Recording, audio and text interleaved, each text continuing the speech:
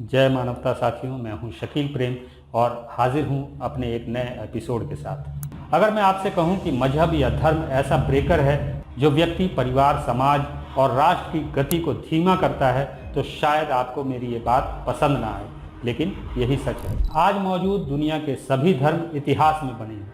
कोई 1400 साल पुराना है तो कोई धर्म 2000 साल पुराना है और कोई धर्म तो सनातन होने का दावा करता है। धार्मिक गिरोह अपने पुरातन होने का ढिंढोरा पीटते हैं, लेकिन सच यही है कि धर्मों का पुराना होना ही इंसानियत के लिए घातक स्थिति है, क्योंकि जो धर्म जितना पुराना है वो इंसानी बुद्धि को उतना ही पीछे ले जाने की जद्दोजहद करता है। जब हम दुनिया के इतिहास को देखते हैं तो हमें मालूम चलता है कि इंसान की बुद्धि ने धर्मों के खिलाफ बगावत की, तब जाकर विज्ञान का उदय हुआ। आज की हर एक तकनीक जिसके बल पर ये दुनिया चल रही है, आप और हम जी रहे हैं, इसमें किसी भी धर्म का कोई योगदान नहीं है। ये सब विज्ञान की ही देन है। कोई भी समाज तब तक आज़ाद नहीं होता जब तक उस समाज के ख्यालात गुलाम हों। ख्यालातों की गुलामी को पश्चिमी दुनिया ने तोड़ा और विज्ञान, तकनीक और डेमोक्रेसी में कहीं आगे निकल गए। लेकिन हम आज भी अपनी धार्मिक मान्यताओं की ख्यालाती दुनिया से बाहर न निकल पाए। कड़वी सच्चाई तो यही है कि विज्ञान के क्षेत्र में हमारी वास्तविक उपलब्धि शून्य के अलावा कुछ नहीं है। विज्ञान के क्षेत्र में इस महान शून्यता का कारण ये है कि हम वैज्ञानिक चेतना से कोसों दूर हैं। उधार की टेक्नोलॉजी पर इतराने से वैज्ञानिक चेतना नहीं आती। विज्ञान का पथ बनाने के लिए कुर्बानियां देनी पड़ती हैं। धर्म की सत्ता से टकराना होता है। 1530 में कोपरनिकस के प्रयोगों ने यह साबित किया कि पृथ्वी ब्रह्मांड का केंद्र नहीं है। पृथ्वी अपने अक्ष पर घूमती है, जिससे दिन और रात होते हैं और एक साल में सूर्य का चक्कर पूरा करती है। कोपरनिकस की इतनी सी बात से धर्म की सत्ता हिल गई और निकोलस कोपरनिकस को देश छोड़ना पड़ा। जियोर्दानो ब्रूनो का गुनाह बस इतना था कि उन्होंने निकोलस कोपरनिकस के विचारों का समर्थन किया और कहा कि ब्रह्मांड का केंद्र पृथ्वी नहीं है।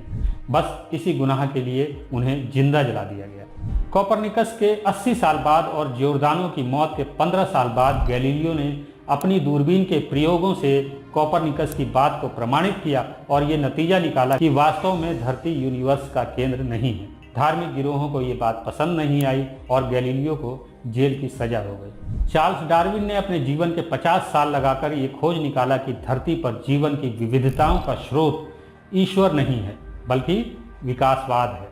उनकी ये महान खोज धर्म के विरुद्ध साजिश बताई गई और चर्च ने डार्विन को ईश्वर का कातिल करार दे दिया। डार्विन ने कहा कि मुझे बाइबिल पर भरोसा नहीं, यही कारण है कि मुझे जीसस क्राइस्ट के ईश्वर की संतान होने पर भी विश्वास नहीं है। चर्च को डार्विन के मानव विकास के सिद्धांत बिल्कुल मान्य नहीं थे। डार्विन के सिद्धांतों ने परमेश्वर, उनके पुत्र यीशु और ईसाइयों के प्रमुख धर्म ग्रंथ बाइबिल के ही अस्तित्व पर सवालिया निशान खड़े कर दिए थे।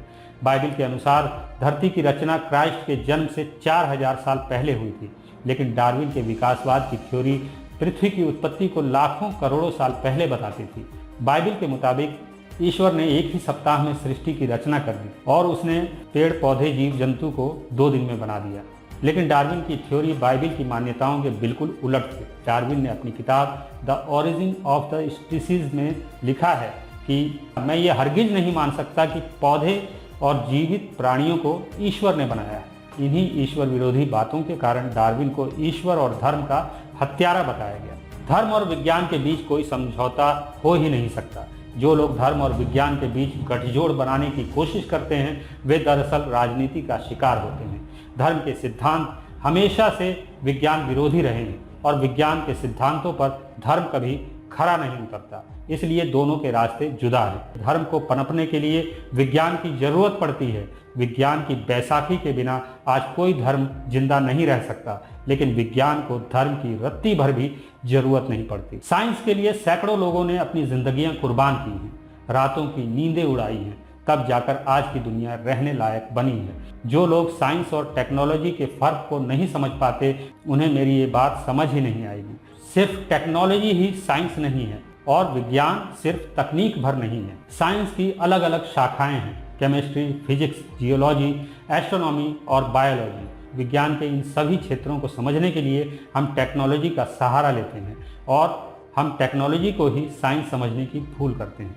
तकनीक, टेक्नोलॉजी या प्रौद्योगिकी का मतलब विज्ञान नहीं है, बल्कि वैज्ञानिक सिद्धांतों पर आधारित ऐसे उपकरण जिससे हम समस्याओं को हल कर इंसानियत के लिए कुदरत को आसान बना सकें, तकनीक कहलाती है। संक्षेप में कहूँ तो विज्ञान के सिद्धांतों का इस्तेमाल कर जब हम उसका प्रयोग करते हैं तो वो तकनीक कहलाती है। India's prestigious Chandrayaan-3 spacecraft. P2 tracking.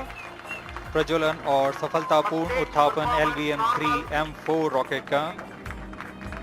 हम चंद्रयान के जरिए चांद तक पहुंचे, ये हमारी तकनीक की महान विजय है और इसे सेलिब्रेट जरूर करना चाहिए। लेकिन विज्ञान क्या है, हमें ये भी समझना चाहिए। जहाँ तकनीक विज्ञान का एक मामूली टूल होता है, वही विज्ञान का हर प्रयोग धर्म की सत्ता के विरुद्ध इंसानी दिमाग का एक महत्वपूर्ण इवेंट होता है। यही फर्क है तकनीक और विज्ञान में। टूल का इस्तेमाल करने के लिए अच्छे टेक्नीशियन और जरूरी बजट की जरूरत होती है, लेकिन विज्ञान के सिद्धांतों को गढ़ने के लिए किसी टेक्नीशियन की नहीं बल्कि वैज्ञानिक समझ की जरूरत होती है। सैकड़ों टेक्नीशियंस मिलकर चांद या मंगल पर जाने की टेक्नोलॉजी को असेंबल कर उसे सफल बना सकते हैं, लेकिन बात जब इन वैज्ञानिक सिद्धांतों पर कोई नवीन आविष्कार करने की हो तब ये सैकड़ों टेक्नीशियंस फेल हो जाते हैं। महंगे बजट और विज्ञान की किताबों को पढ़कर इंजीनियर टेक्नीशियन बने चंद लोगों के जरिए चांद ही क्या मंगल पर भी पहुंचा जा सकता है, लेकिन वैज्ञानिक सिद्धांतों को गढ़ना और इन सिद्धांतों पर आधारित आविष्कारों से दुनिया की मुश्किलों को आसान बनाना मंगल पर पहुंचने से बिल्कुल अलग बात है। जिन वैज्ञानिकों ने चांद पर जाने का रास्ता बनाया वो कभी चांद पर नहीं पहुंचे। चांद पर मशीन भेजकर इतराने से कोई लाभ नहीं। चंद्रयान की सफलता टेक्नोलॉजी की जीत जरूर है, लेकिन ये विज्ञान की हार है। आपको मेरी ये बात शायद बुरी लगे, लेकिन सच यही है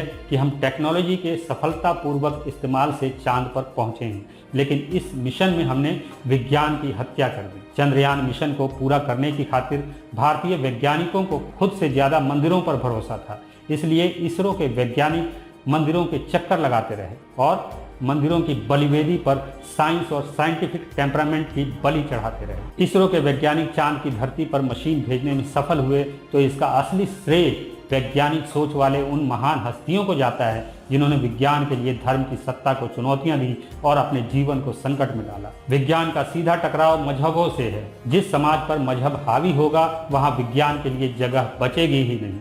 वैज्ञानिक दृष्टिकोण के बिना आप विज्ञान के साथ चल ही नहीं सकते।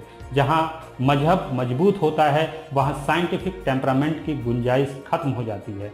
भारत और पाकिस्तान जैसे देश इस बात का उदाहरण है। यहाँ धर्म हावी है, इसलिए विज्ञान के क्षेत्र में दोनों देश फिसड्डी हैं। वैज्ञानिक होना और वैज्ञानिक दृष्टिकोण रखना दोनों में बड़ा अंतर है। एक साइंटिस्ट अगर अपने प्रयोगों की सफलता के लिए मंदिर में नारियल फोड़ता है या नमाज पढ़कर अपनी सफलता की दुआ करता है तो असल में वो साइंटिस्ट होकर साइंस की हत्या कर रहा होता है। जिस साइंटिस्ट के पास साइंटिफिक टेम्परामेंट ना हो वो साइंटिस्ट नहीं बल्कि साइंस का हत्यारा ही होता है। चांद पर चंद्रयान भेज देना बड़ी बात जरूर है। आप इसे टेक्नोलॉजी की जीत कह सकते हैं, लेकिन ये विज्ञान की जीत नहीं है। धर्म या मजहब की सत्ता के बीच दम तोड़ते विज्ञान की जीत तब तक संभव नहीं जब तक हमारे वैज्ञानिकों में साइंटिफिक टेम्परामेंट की समझ पैदा ना हो। आपको मेरी ये बात समझ ना आए तो आप मुझे गालियाँ दे सकते हैं, लेकिन मैं फिर से यही कहूँगा कि चंद्रयान मिशन टेक्नोलॉजी की जीत है और विज्ञान की हार।